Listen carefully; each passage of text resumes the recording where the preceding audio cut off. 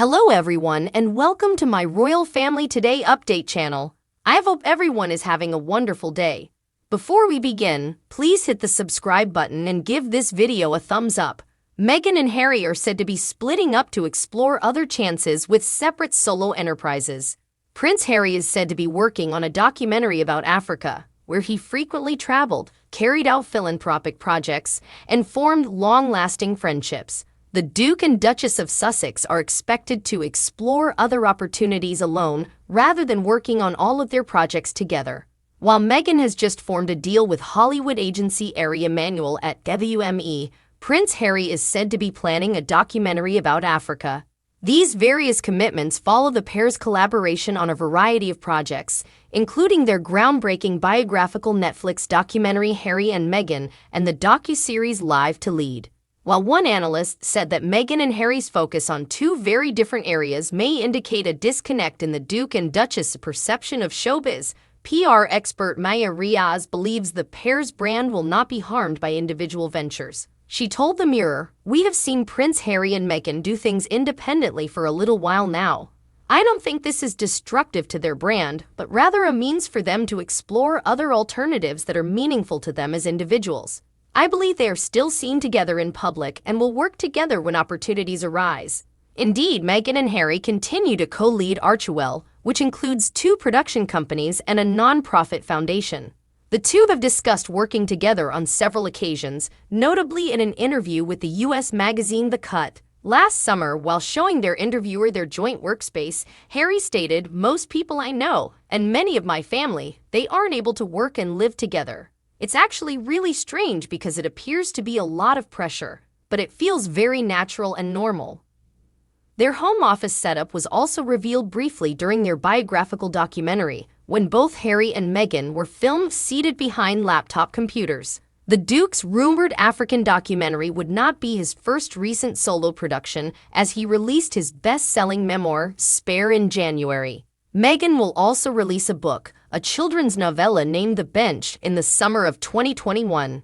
Meghan also hosted her podcast Archetypes separately from Harry, while the Duke is set to produce Heart of Invictus, a docu-series focusing on the inspirational experiences of some of the veterans and service people who participate in his Invictus Games.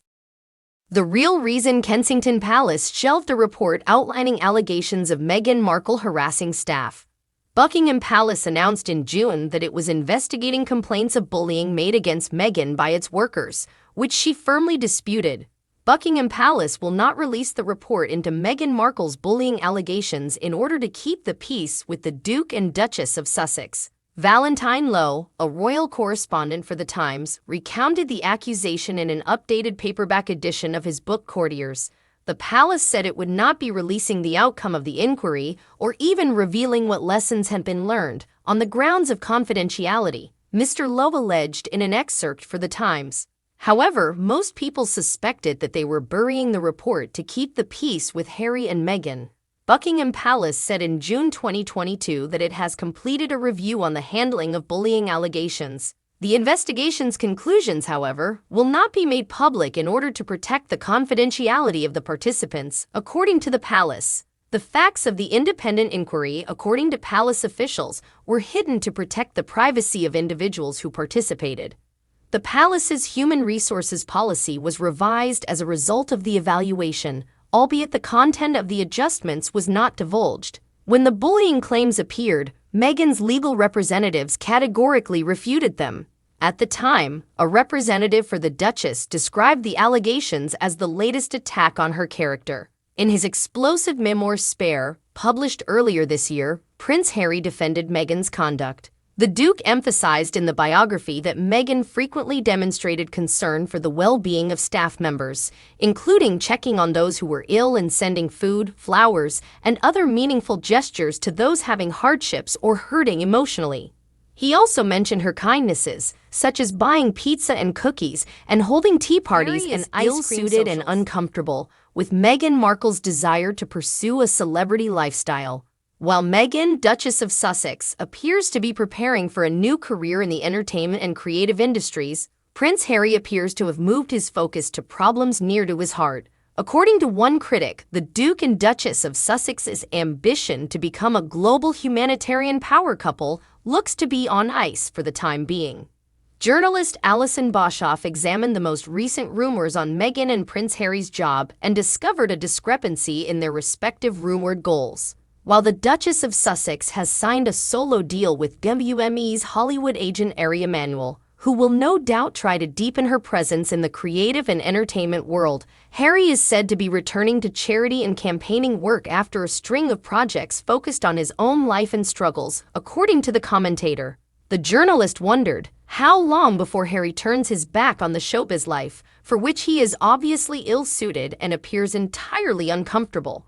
While Meghan has been happy to contact a wide range of celebrity friends for her Archetypes podcast, the commentator wrote in a Daily Mail comment piece, Harry's reported ideas for an audio series were more focused on dialogues with world leaders, with Bloomberg recently reporting that one of the Duke's plans was to interview Donald Trump and Vladimir Putin about their formative traumatic experiences. Ms. Boshoff said that Harry's focus point has always appeared to be charitable work and service. In March, the Duke stated that being in the service of others drives him. "I get so much out of helping other people," Harry remarked at the Uplift Summit in San Francisco, organized by coaching firm BetterUp, for which he is the Chief Impact Officer. "Being of service to others is what motivates me and gets me out of bed every day." Then you have children. The Duke's announced Netflix project, Heart of Invictus, which is expected to be released soon, reflects his passion for service and helping others. This docuseries, which was first announced in April 2021, is aimed at motivating Invictus Games participants, sick, ill, or injured veterans and servicemen and women who overcome their challenges through the force of sport. Ms. Boshoff also mentioned that whereas Meghan grew up in the entertainment industry and had her own job in it, Harry didn't seem to be interested in it. During an interview with Oprah Winfrey 2 years ago, the Duke discussed the Sussexes' relationships with streaming services Netflix and Spotify, saying, "The Netflix and the Spotify, they're all. That was never part of the plan. We didn't have a strategy." One person mentioned that by the time that my family literally cut me off financially and I had to afford protection for us. She is modeling herself on her old boss Bonnie Hammer, an executive at NBC who gave her big break in Suits. Ms. Boshoff said when describing Meghan's new partnership with her Hollywood agent. However, even as she pursues larger and more lucrative media ventures, her husband's primary concerns are the environment and mental health. Live. Hollywood A-listers abandon the royal family overlooked detail reveals Harry and Meghan. The wedding of the Duke and Duchess of Sussex was attended by dozens of Hollywood A-listers and stars from diverse disciplines, but the two California-based royals haven't been seen in public for several months. Meghan and Prince Harry's rare public encounter in April has been brought back to the forefront after royal commentator Daniela Elser spotted one critical element. The duo were captured by the popular kiss cam while watching a basketball game in Los Angeles, which ended in a slightly awkward moment for Harry as his wife appeared to have missed his attempt to lean in for a peep. However, one Australian expert believes that one item from that night has emerged that may be crucial in terms of the Duke and Duchess's network of supporters. In an op-ed for news.com.au, she wrote about the overlooked element, saying, "It was who they had chosen to share their $22,000 box with, their staffers."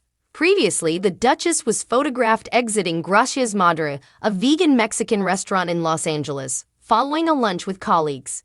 But here's the thing, after the most star-studded royal wedding in history, with their U.S. careers now in jeopardy, what happened to all of their A-list pals? In fact, who exactly makes up Team Sussex? Who in Hollywood still wants to openly support the lightning rod duo? Ms. Elser remarked how significant names wanted to be associated with Meghan and Harry and openly expressed their support for them a few years ago, with global superstar Beyoncé publicly expressing her support for the Duchess on her website following the Sussexes' interview with Oprah Winfrey in 2021. However, she stated that no Hollywood voice has come to their defense in recent weeks, particularly after their arrangement with Spotify expired and they were publicly chastised by a number of industry figures. Thanks for watching. If you like this video, so please don't forget to subscribe my channel and don't miss any update.